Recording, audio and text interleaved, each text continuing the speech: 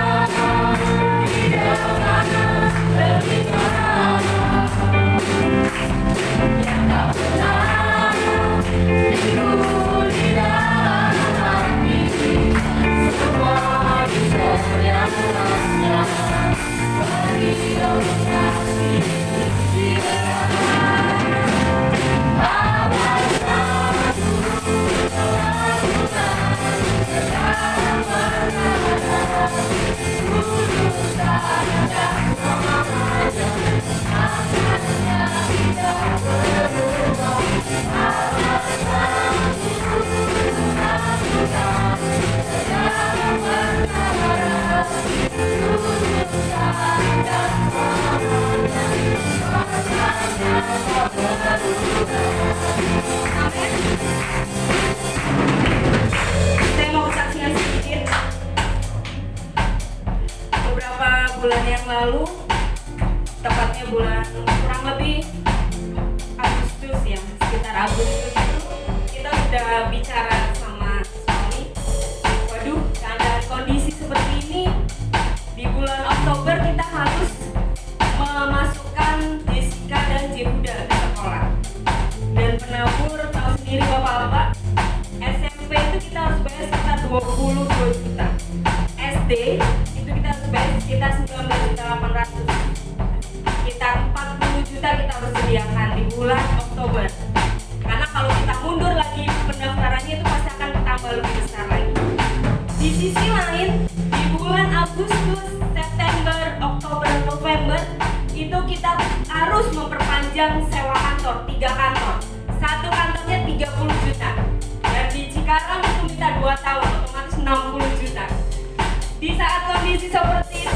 supaya tadi saat COVID banyak project yang berhenti.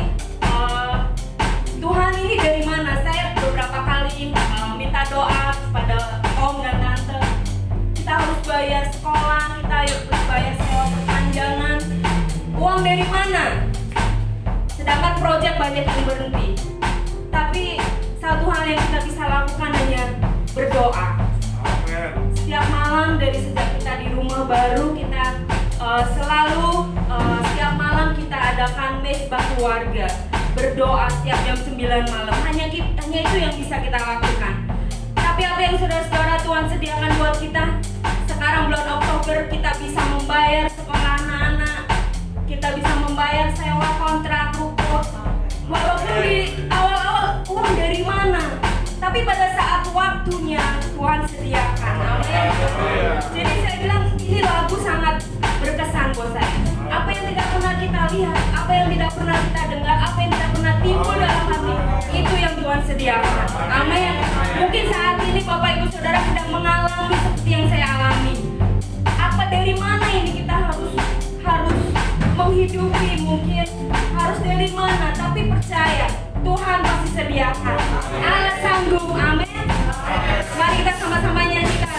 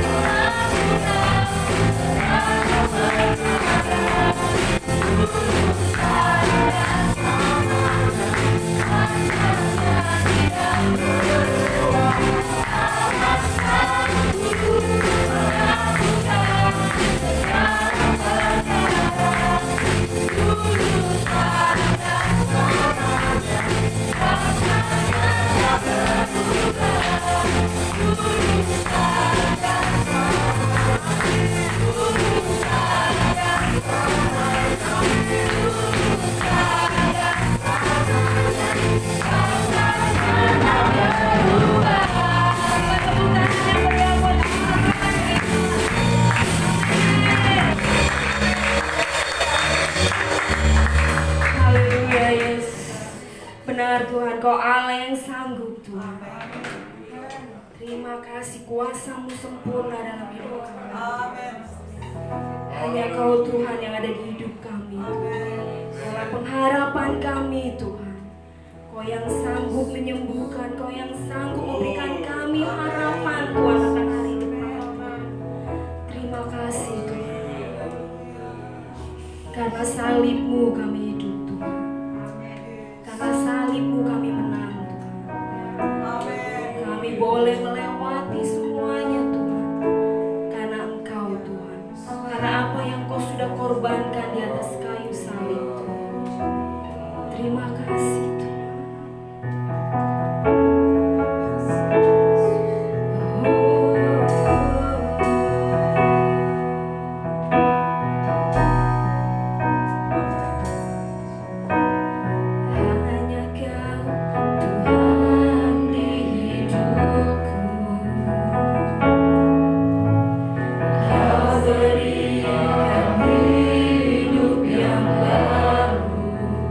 Darah-Mu yang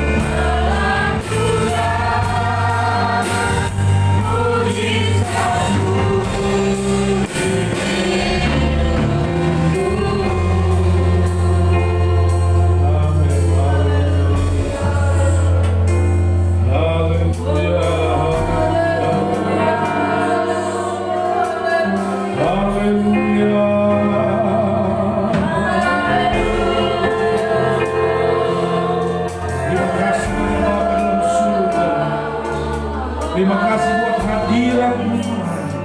Terima kasih buat berkat yang Kau sudah curahkan pagi hari ini. Terima kasih buat kehadiran-Mu Tuhan. Saatnya kami akan mendengarkan firman-Mu. Berkati kami. Berkati kami dengan firman-Mu. Biar firman-Mu itu hidup, tumbuh, berbuah di dalam setiap kehidupan kami.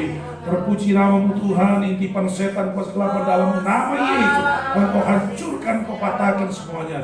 Engkau memberikan kebebasan kepada kami Tuhan. Urapi hamba-Mu, pakai dengan kuat kuasa Roh Kudus-Mu Tuhan.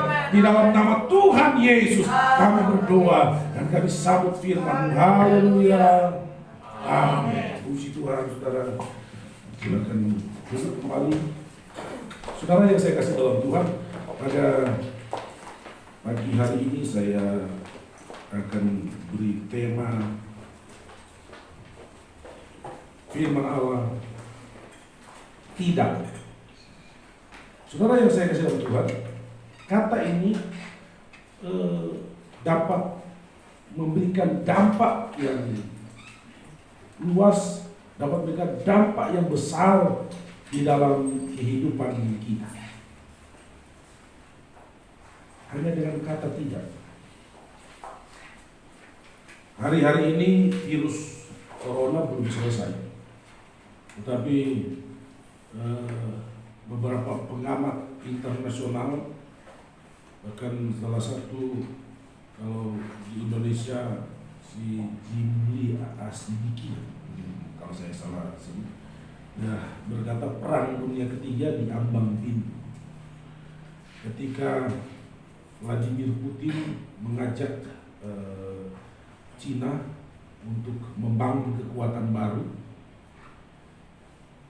dan Amerika dia mengajak India untuk membangun kekuatan baru dalam militer. Kalau saudara membaca berita, maka kekuatan NATO, kapal-kapal induk bergerak di laut, di perairan yang dekat dengan Rusia. Nah, saudara yang saya kasih dalam Tuhan, kalau mungkin kita berkata, kok seperti itu? Alkitab menulis kok, pada akhir zaman akan datang perang dan lain sebagainya. Nah, saudara, kita bersyukur kalau hal ini makin terjadi, digenapi di tengah-tengah kehidupan kita. Yang oleh Paulus dia berkata, aku cemburu kepada kalian yang hidup di akhir zaman, yang melihat bagaimana pengalaman-pengalaman, bagaimana firman Tuhan digenapi. Kalau dulu merupakan nubuatan, mereka tidak melihat apa yang difirmankan, apa yang dinubuatkan terjadi di depan mata mereka. Tetapi kita bersyukur firman Tuhan, nubuatan firman Tuhan terjadi di depan mata kita, sehingga kita boleh berkata firman Tuhan ya dan amin. Amin. Puji Tuhan, saudara. Nah, saudara yang saya kasih tahu, kita tidak boleh terfokus hanya karena melihat kesulitan, kesukaran di semua terjadi. Ada jaminan yang lain dalam firman Tuhan. Adalah jaminan berkat, adalah jaminan penyertaan, adalah jaminan pertolongan. Itu pun akan terjadi dan kita mengalami hal itu di dalam kehidupan kita. Kalau kita hanya fokus pada hal-hal yang negatif, peperangan, penyakit, sampah dan lain sebagainya, so kita makin ciut. Ada bagian yang lain yang disebut dalam firman Tuhan, di mana kita umat-umat Tuhan akan mendapatkan pertolongan, akan mendapatkan berkat-berkat kemenangan. Nah, saudara yang saya kasih dalam Tuhan, kita masuk dalam tema firman Tuhan pada pagi hari ini. Saya kata-katai firman Allah, saya beri tema kata tidak. Saudara, kata ini saudara dapat memberikan dampak yang sangat luar biasa dalam kehidupan manusia. Baik dampak pada kehidupan rohani yang besar, di mana kita diberkati secara rohani, atau dampak negatif di mana kita akan jatuh, kita akan terjerumus, kita tidak akan diberkati. Nah, sebelum kita lebih jauh, kita akan membuka dalam Hosea pasal 4 ayat 6 bagian pertama saja, saudara. Hosea 4 ayat 6 firman Allah berkata, umatku binasa karena tidak mengenal Allah. Karena engkaulah yang menolak pengenalan itu, maka aku menolak engkau menjadi imamku. Saudara yang saya kasih dalam Tuhan, Menolak berarti kata tidak, kan saudara? Tidak mau menerima firman Tuhan, tidak mau menerima nasihat Tuhan, tidak mau menerima perintah Tuhan dan lainnya sebagainya. Sehingga firman Allah berkata, maka aku akan menolak engkau dan kamu akan binasa, kamu akan terhukum oleh karena penolakan kamu. Kamu akan mengalami keadaan yang sulit sukar dalam kehidupan kamu. Kenapa? Karena kamu menolak aku. Saudara-saudara yang saya kasih Tuhan, ada beberapa hal yang kita akan lihat pada kesempatan pagi hari ini. Saudara, kita ingat bersama, saya nanti saudara karena pendek ya, kita nanti saudara baca saja ayat-ayatnya, mendengung saudara seperti ini, mendengung. Nah saudara, yang pertama saudara kita lihat dalam kitab Kejadian pasal yang ketiga ayat 2 dan 3, saudara melihat di sana firman Tuhan, kebenaran Tuhan ketika manusia jatuh ke dalam dosa. Apa yang terjadi? Ketika iblis datang merayu manusia, dia berkata, boleh kamu makan itu buah pengetahuan baik dan jahat. Saudara, dalam percakapan dengan iblis, dalam ayat 2 firman Allah berkata, lalu sahut perempuan itu kepada ular itu, buah pohon-pohonan dalam taman ini boleh kami makan, tetapi tentang buah pohon yang ada di tengah-tengah taman, Allah berfirman, jangan kamu makan ataupun raba buah itu, nanti kamu mati. Saudara yang saya kasih dalam Tuhan, nah saudara melihat apa yang dicatat oleh firman Tuhan. Hawa tidak menyampaikan satu kata ini, tidak, tapi dia membangun dialog dengan setan.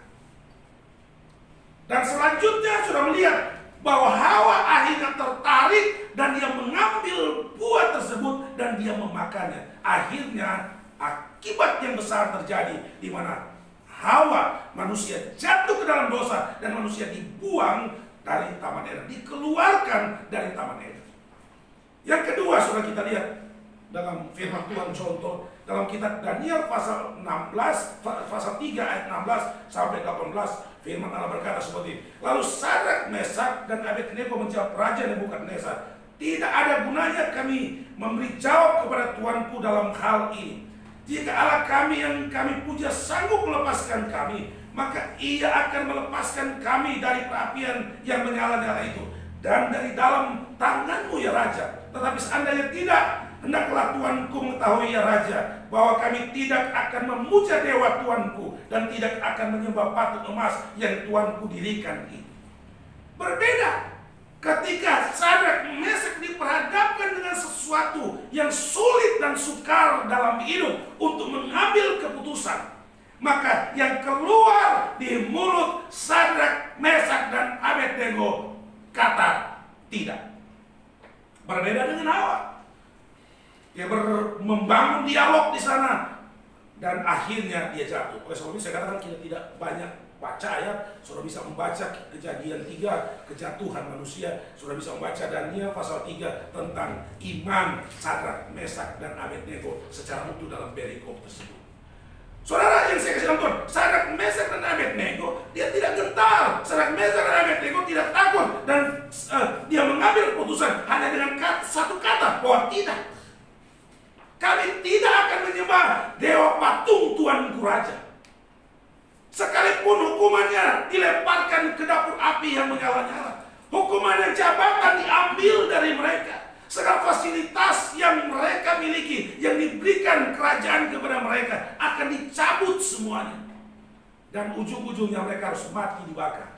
Nah saudara yang saya kasih Tuhan, tetapi bagi Sadrak dan Mesak dan Abednego, mereka ambil satu keputusan. Mereka berkata tidak. Itu semua boleh diambil. Kami boleh dilemparkan ke dapur api yang menyala-nyala, tetapi untuk melakukan dosa kami katakan tidak. Nah saudara-saudara yang saya kasih Tuhan, nah inilah saudara yang saya katakan, satu kata yang dapat memberikan keputusan yang saudara ambil, saudara keluarkan dengan satu kata, dapat berdampak besar dalam hidup saudara. Apakah saudara diberkati oleh Tuhan, apakah saudara akan dihukum oleh Tuhan, itu pilihan kita. Ada 3 hal yang sering menjadi sulit bagi kita untuk berkata tidak, saudara. Ada 3 hal. Ketika ditawarkan kepada kita, banyak kali saudara itu godaannya kuat sekali. Waduh, ini mampu gak ya? Yang pertama saudara, tentang kedudukan atau tahta. Saudara yang saya kasih dalam Tuhan, ada 3 contoh yang saya akan sampaikan kepada saudara. Yang pertama tentang tahta atau kedudukan di dalam kitab Ibrani pasal yang ke-11 ayat 24 sampai 25. Ibrani 11 ayat 24 dan 25, firman Allah berkata seperti ini. Karena iman maka Musa setelah dewasa menolak disebut anak putri Firaun, karena ia lebih suka menderita sengsara dengan umat Allah daripada untuk sementara menikmati kesenangan dari dosa. Yang pertama, saudara melihat Musa mampu menolak tahta, kedudukan. Karena iman. Musa putra mahkota, sekalipun dia anak orang Ibrani, tapi sudah diangkat oleh putri Firaun, sudah diangkat menjadi anak dari Raja Firaun dan putri Firaun. Saudara yang saya kasih Tuhan, dalam kedudukan tersebut Musa kemungkinan mendapatkan jabatan yang baik, bahkan bisa-bisa yang menjadi raja di Mesir. Tetapi Musa berkata tidak untuk kedudukan. Saudara-saudara yang saya kasih dalam Tuhan, saya mau mengajak saudara, ini satu tindakan yang luar biasa. Ini bukan tindakan yang mudah, saudara. Kita diperhadapkan dengan situasi, kita diperhadapkan dengan keadaan di mana terkadang kita terpojok oleh karena situasi yang sangat berat untuk kita putuskan. Berapa banyak pejabat yang pindah agama karena ingin karirnya menanjak pada level yang tinggi. Ada berapa banyak artis yang meninggalkan iman supaya tetap dipakai di dunia entertainment. Saudara yang saya kasih dalam Tuhan, tetapi kita mau belajar kepada Musa. Kedudukan sudah di depan mata, jabatan sudah tersedia. Kalau toh bukan raja, pasti dia salah satu pejabat tinggi di Mesir. Karena Musa adalah orang yang cerdas, orang yang pintar. Tetapi Musa tinggalkan itu semuanya karena dia tidak mau bersalah, karena dia tidak mau berdosa di hadapan Tuhan.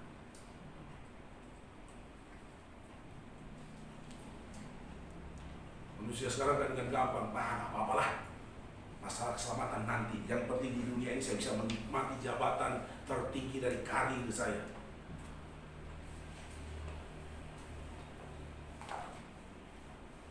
Kita mau belajar kepada Musa. Jabatan, kedudukan, tahta bukan segalanya. Itu ada masa, saudara. Berapa tahun sih, saudara? Pada satu saat saudara pensiun, pada saat itu saudara syukur saudara masih ada kesempatan bertobat. Tapi sebelum pensiun Tuhan sudah panggil, saudara akan masuk neraka untuk selama-lamanya. Hukuman untuk selama-lamanya. Yang kedua, saudara. Yang kedua, kesenangan dunia atau nafsu. Kejadian pasal 39 ayat 8. Sudah bisa membaca kisah ini. Tetapi Yusuf menolak dan berkata kepada istri tuannya itu, dengan bantuanku, tuanku itu tidak lagi mengatur apa yang ada di rumah ini, dan ia telah menyerahkan segala miliknya pada kekuasaanku, dan seterusnya dan seterusnya. Ketika Yusuf berada di rumah Potifar, Yusuf dipercayakan dengan segala tugas-tugas yang ada. Tetapi ada satu saat di mana dia diperhadapkan dengan situasi yang sangat-sangat sulit. Ketika tuannya Potifar pergi bekerja, tinggallah istrinya yang ada di rumah dan para budak-budak yang ada. Saat itulah istri Potifar mengganggu, merayu Yusuf untuk melakukan perbuatan zina. Tetapi apa yang Yusuf katakan, dia tidak mau.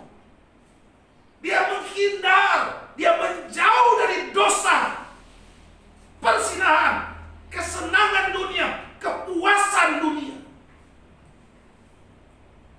Saudara yang saya kasih dalam Tuhan,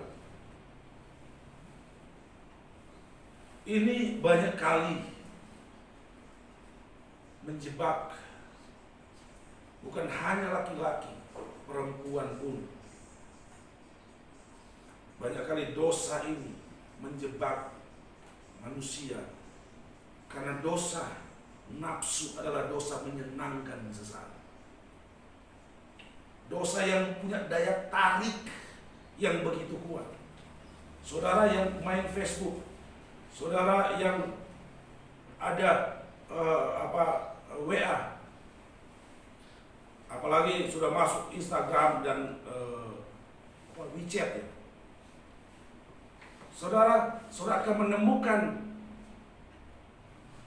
godaan-godaan, tawaran-tawaran nafsu yang tidak berbeda dengan yang dilakukan oleh istri Potifar. Saya punya nomor WA, tiba-tiba ada orang chat ke saya hanya dengan huruf X. Saya lihat gambarnya, profilnya pakai jilbab orangnya. Saya kasih jempol. Saya tidak tahu ini penipuan apa, tapi saya sengaja pancing. Lalu dia masuk mulai dengan 2 kata, 3 kata.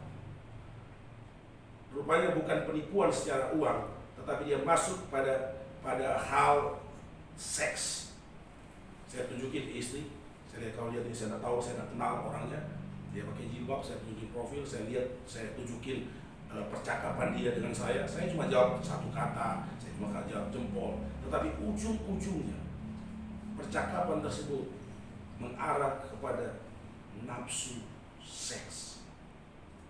Ketika saya sudah tahu tujuan seperti itu, saya langsung blokir nomor.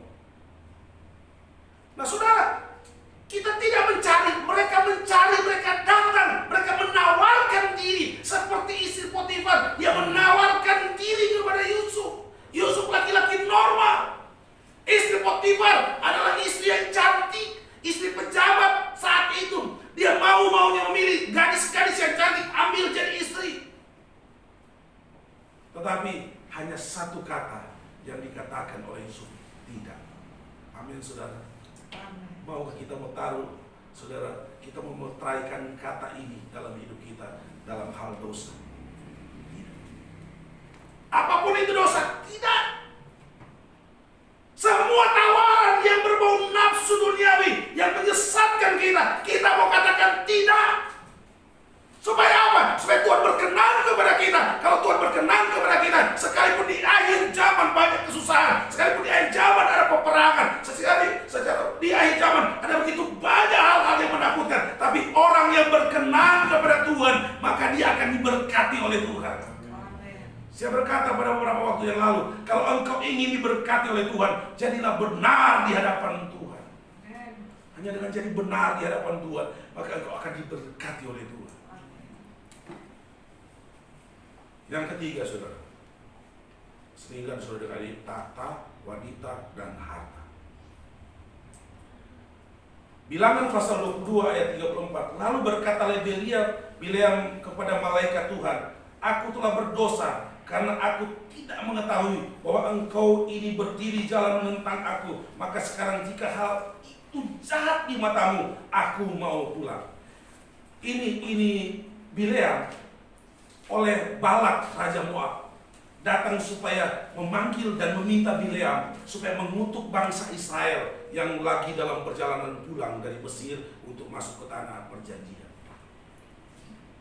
Dengan iming-iming harta, dengan iming-iming uang yang banyak. Tapi ketika Bileam coba melangkah, dia dihalangi oleh malaikat. Sehingga kuda yang dia tunggangi tidak bisa maju, dia menyimpang ke kiri atau menyimpang ke kanan. Dan pada akhirnya dia mengetahui bahwa apa yang menghalangi kudanya tidak bisa melangkah adalah malaikat Tuhan. Sehingga dia berkata, dia mengambil keputusan dalam cerita perikop tersebut, saudara bisa membaca di sana bahwa akhirnya Bileam mengambil keputusan untuk tidak datang mengikuti apa kata Balak. Bahkan firman Allah berkata, Balak meminta supaya Bileam mengutuki orang Israel. Tetapi yang dilakukan oleh Bileam, dia memberkati bangsa Israel. Saudara, siapa yang tidak suka duit, saudara? Hari-hari seperti ini. Sekarang sudah dibilang, jangan kumpul-kumpul. Tapi demi mengambil BLT, saudara, orang berkerumun. Tidak ada nat. Mereka berebut, saling dorong. Nggak takut sama yang namanya COVID. Demi uang. Nenek-nenek jatuh pingsan di depan kantor pos, di depan bank BRI. Hanya karena uang. Semua mau, semua suka. Nggak ada yang tidak butuh uang. Kita masih butuh uang, saudara. Tetapi mari kita mau mengambil sikap, berkata tidak pada sesuatu yang tidak benar. Saudara mendengar kesaksian tadi bahwa Tuhan sanggup mengadakan yang tidak ada menjadi ada. Dari mana mau datang? Bulan Agustus kami harus membayar pajak 2 mobil. Terus kemarin saya bilang sama istri, tahu ini pajak itu bayar ke apa? 2 motor, 1 motor sudah ketunda belum dibayar. Jadi motor dan 2 mobil. Tapi ketika kita berharap ke Tuhan, ketika Tuhan melihat orang benar membutuhkan, maka di situ tangan Tuhan menyiapkan dan mengadakan yang kita butuhkan. Itu sangat penting, saudara. Harus kita yakini, harus kita percaya dengan sungguh bahwa Tuhan berkata, aku datang memberikan kamu hidup dan memberikan kamu dalam segala kelimpahan. Oleh sebab itu kita jangan mengiyakan dosa hanya karena kita mendapatkan duit. Jangan kita mengiyakan perbuatan jahat demi kita mendapatkan harta sesaat yang fana ini. Kita tolak. Kita berkata tidak. Yang terakhir, saudara, segala godaan, ketiga godaan ini, baik itu jabatan, nafsu, dan harta, dialamatkan kepada Yesus. Di dalam Matius pasal 4 ayat 8 sampai 11 sudah bisa membaca di sana. Tetapi semuanya Yesus tolak.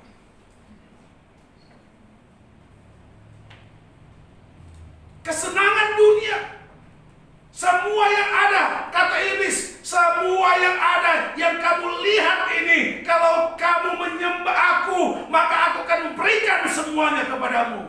Tapi Yesus katakan tidak.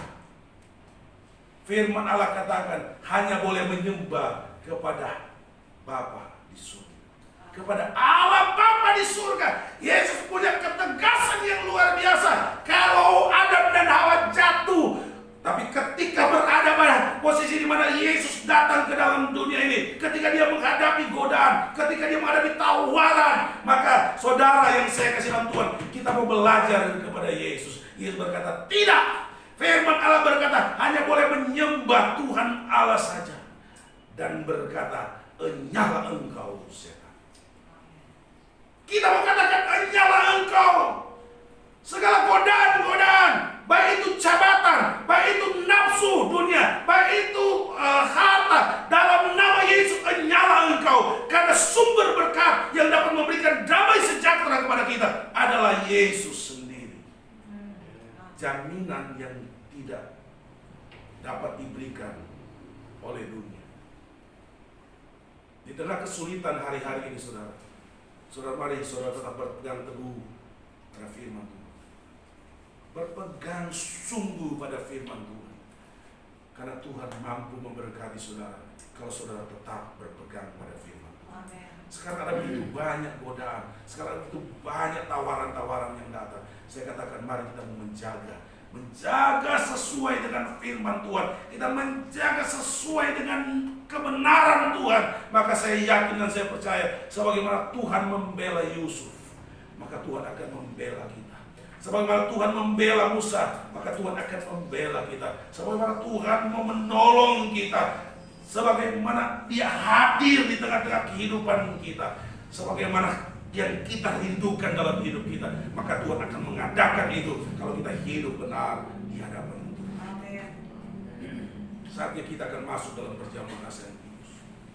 Saudara yang saya kasih dalam Tuhan, biar persekutuan dengan tubuh dan darah Yesus makin menguatkan kita untuk menolak segala hal-hal yang ditawarkan oleh dunia, segala yang diberikan oleh dunia, kepuasan-kepuasan yang hanya sesaat, yang melawan Tuhan, yang membuat Tuhan marah dan lain sebagainya. Kita tinggalkan semua, kita tolak semuanya, karena kita percaya bahwa Tuhan berkuasa untuk menolong. Sebagaimana Sadrak, Mesak, dan Abednego, ketika mereka dilemparkan ke dapur api yang menyala-nyala, ada Tuhan di sana yang menolong mereka. Saat ini mungkin kita berada di dapur api yang menyala-nyala dalam hidup kita. Hari-hari ini seperti rasanya mau terbakar hidup kita, sepertinya sulit sekali, sepertinya berat sekali. Tapi saya mau berkata, Tuhan ada di sana.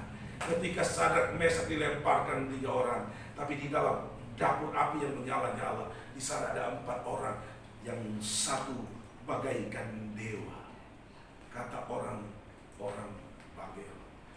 Saudara, di tengah-tengah kesukaran, Yesus berjalan bersama dengan kita untuk menolong, untuk memberkati kita.